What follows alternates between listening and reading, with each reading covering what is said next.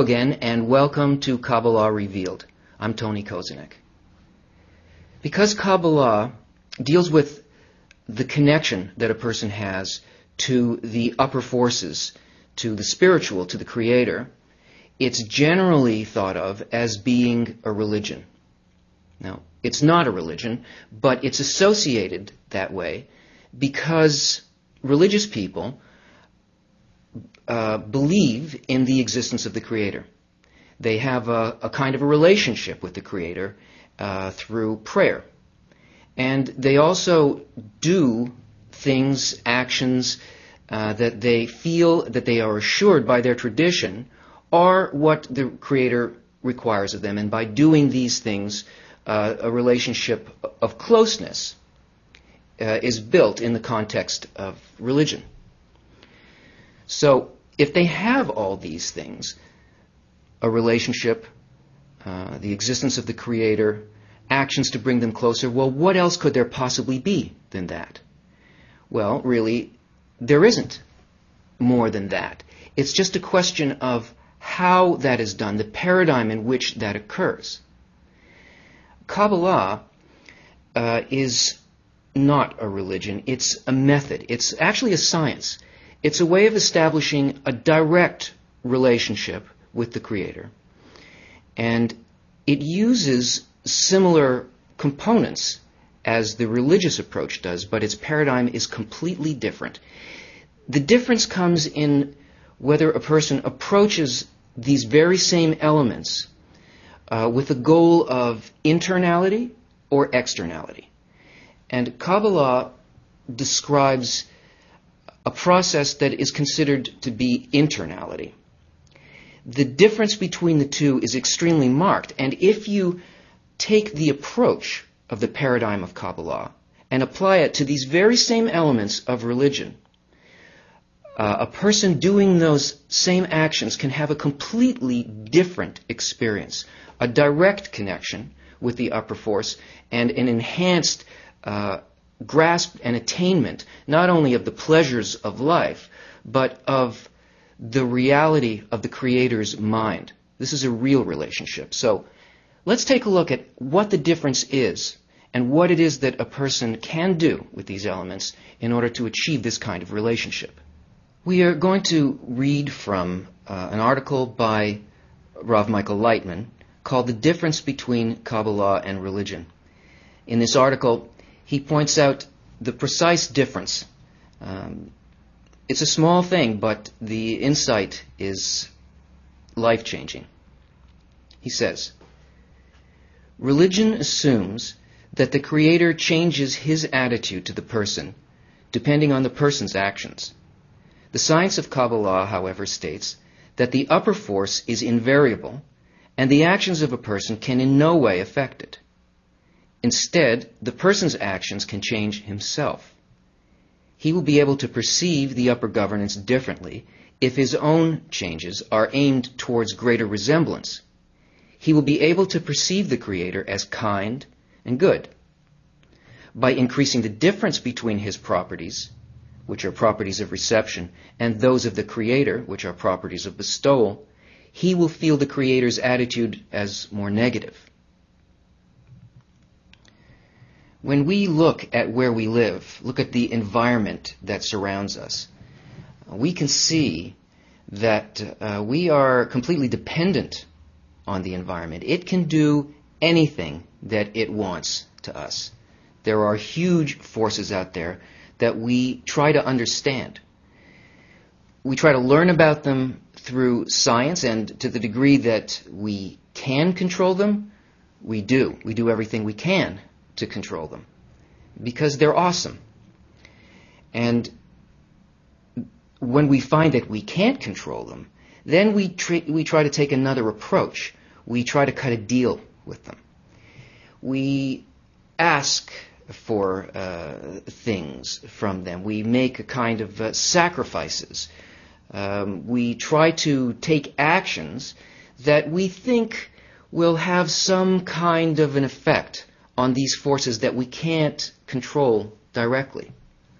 All of this deal-making really amounts to what you could call prayer, because we relate to everything that we see according to how we understand things. And we believe that nature responds like we do. That is, if we do something nice to a person, that person will probably do something nice back to us. This is how we see things out of our nature. This is a quality of our egoism. And because of this, we look at the laws of nature that we don't understand, and we suppose that the law of nature also acts egoistically. If I do something good to it, it will do something good to me. That's because we're egoists, and everything that we see appears to us in that form. So we find ourselves trying to ameliorate situations in our lives and conditions against large forces by being nice to people, doing something in terms of charity or helping animals or doing something with society and making personal sacrifices. And the hope is that we will get a good attitude returned to us from these hidden, awesome forces.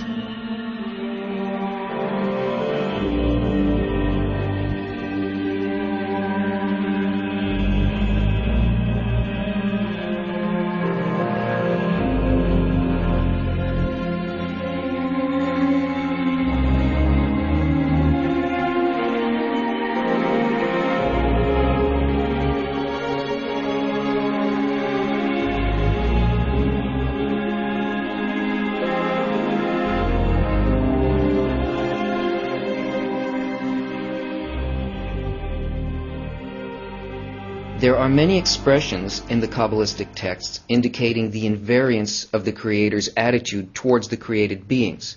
I do not change my name. He is good and bestows goodness upon his creatures, good and bad. The upper light is absolutely static. I'm sure you've seen these in scriptures and in prayers, and they seem really mysterious. What could this possibly be talking about? What it speaks about is that the quality of the Creator, this quality of bestowal, is not something that changes. It's not something that we can ask to change. And it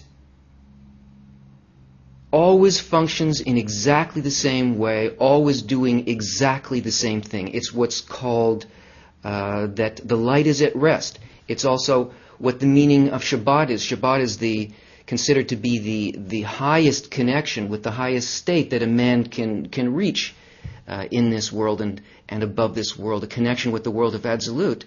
And this is considered to be a state of rest. What does rest mean? The light is at rest because it has a quality that never alters. It's always creating and caring for all of creation. It is a constant attitude of all-embracing love. So the Kabbalists who have exited their nature, their egoistic nature, their lower nature, and have penetrated into the spiritual world, tell us about this quality of constancy in the upper light. And they tell us that nature functions by a completely opposite idea to the one that we have when we try to cut deals with it. And we see that the upper force is one that doesn't change, nor does it need to change, because if it is constant, if it is bestowal, then it can't be bestowal sometimes and not other times, because then it's not bestowal. So it either is an upper force or it's not an upper force. And if, as all religions say, the Creator is good, then if we can't feel that that's so, then the problem is really with us and not with the upper force.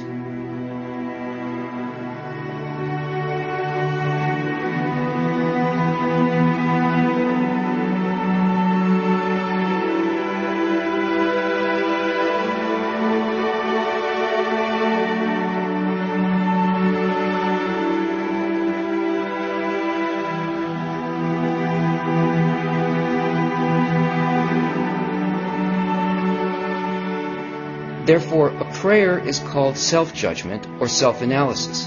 This is when a person does not appeal to the Creator, but judges himself instead and analyzes himself with regards to the upper invariable force.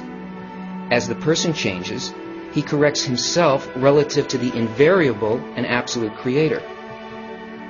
This attitude towards himself and towards the Creator constitutes the difference between Kabbalah and religion. Even though religion calls for certain personal changes, religion is based on pleading with the Creator. In this world, religions are similar to the most ancient beliefs, which extensively practice bribing the upper forces of nature. So if we can't bribe him, what do we pray for? What do we call out to him for? We need to ask him to change us in such a way that we can understand him. We need to change our tools of perception and not ask that the Creator change his attitude towards us. We know this because of what the Kabbalists have brought us. Because this is not something that was created out of our nature, but comes from those who have exited that aspect of nature and brought us this idea in the books of Kabbalah. And of course, the Torah and our other scriptures are all part of Kabbalah. And this is why we say that these are the words of God, because they come from the level above the nature of man. And it's telling us to take a completely different, opposite attitude towards what it is that we request in our process of development. And that's why it's said that the rule of Torah is opposite to the rule of landlords. Torah is the upper light. Landlords is our nature, our egoistic nature. In the article he says, a conviction in the change of the Creator's attitude to the person leads to envy. Who is treated by the Creator with greater love, and who is more divinely chosen? It causes antagonism to arise, not only among people, but also between religions. The representatives of various confessions dispute whose prayers the Creator is inclined to answer more willingly. Let's look at this paradigm, this difference between Kabbalah and religion, this way. We see that in religion we have people in this world who believe in an upper force, the Creator. And there are events or forces, situations, that come to the people from this upper force. The upper force is responsible for everything in this conception.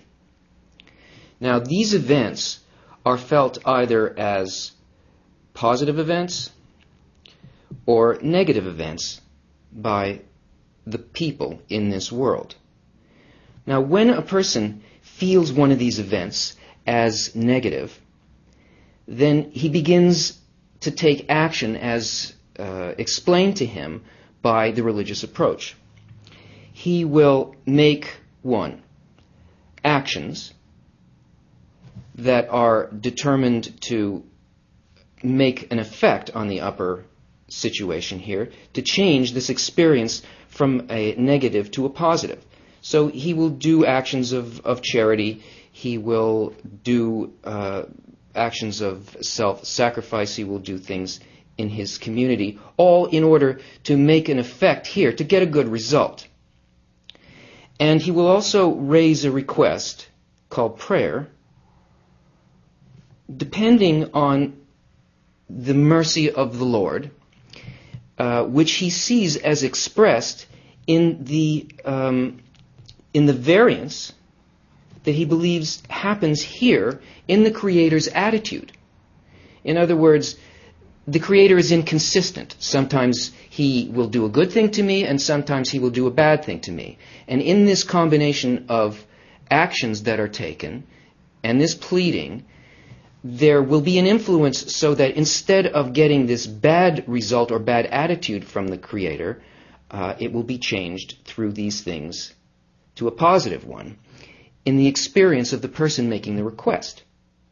So that means that the perception that the person has of the Creator plus the Creator's attitude is completely inconsistent. It's variable. It can either be positive or it can be negative.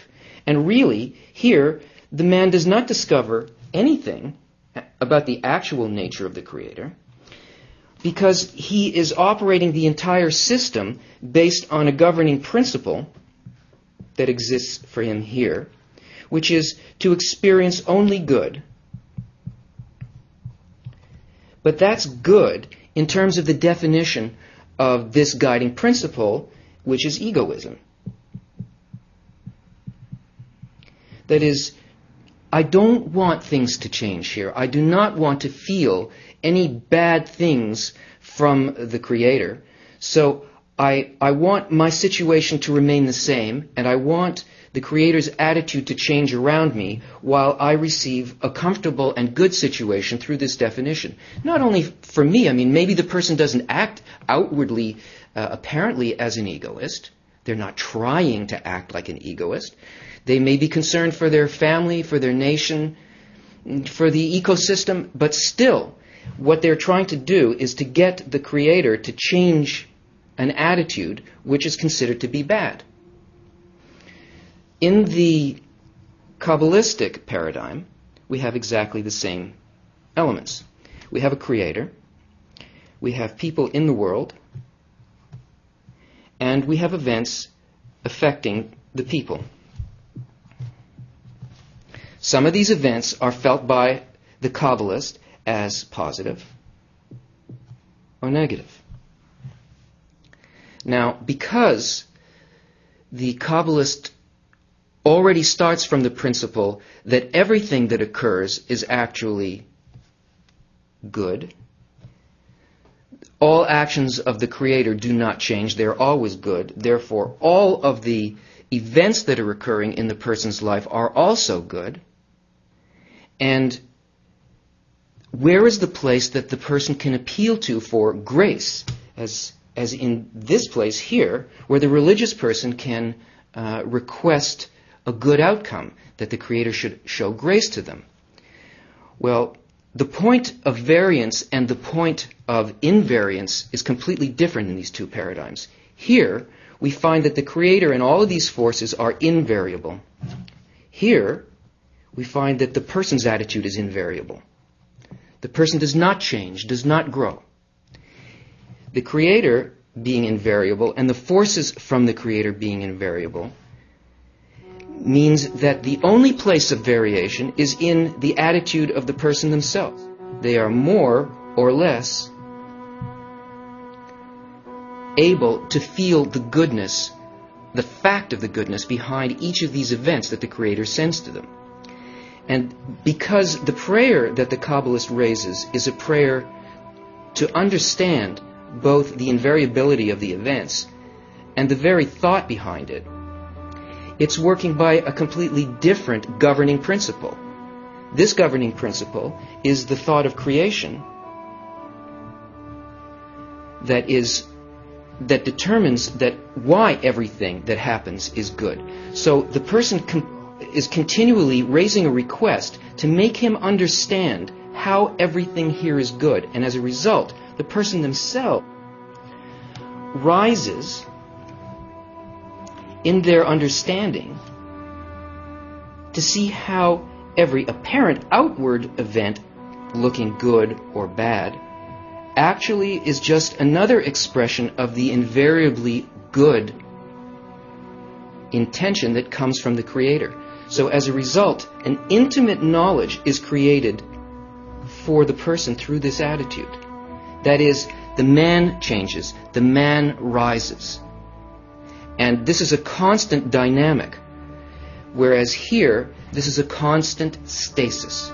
In other words, this is called by Kabbalists the holy still, the sacred still.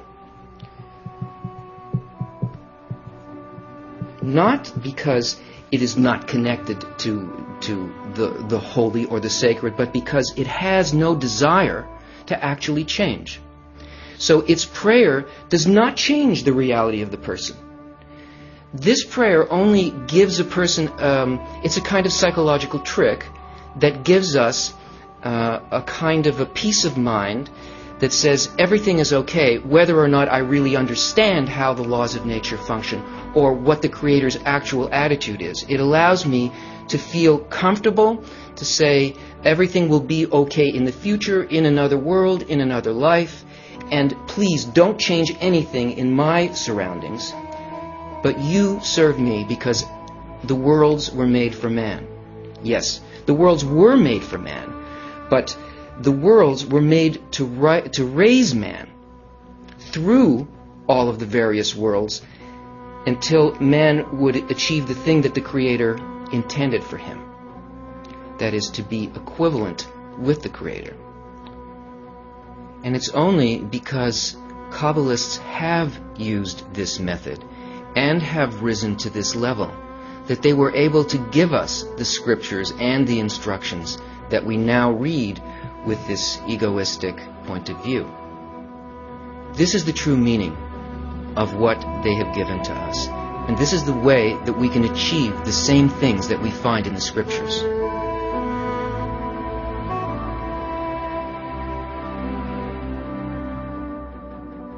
However, the Creator doesn't listen to the words that we utter, but instead reads the feelings in our hearts. Therefore, it's senseless to spend time and energy on uttering beautiful phrases that have no inner heartfelt meaning. The only thing required of us is to strive towards the Creator with our whole being, to understand the essence of our desires, and to ask the Creator to alter them. Most important, we should never stop communicating with the Creator. Join us again.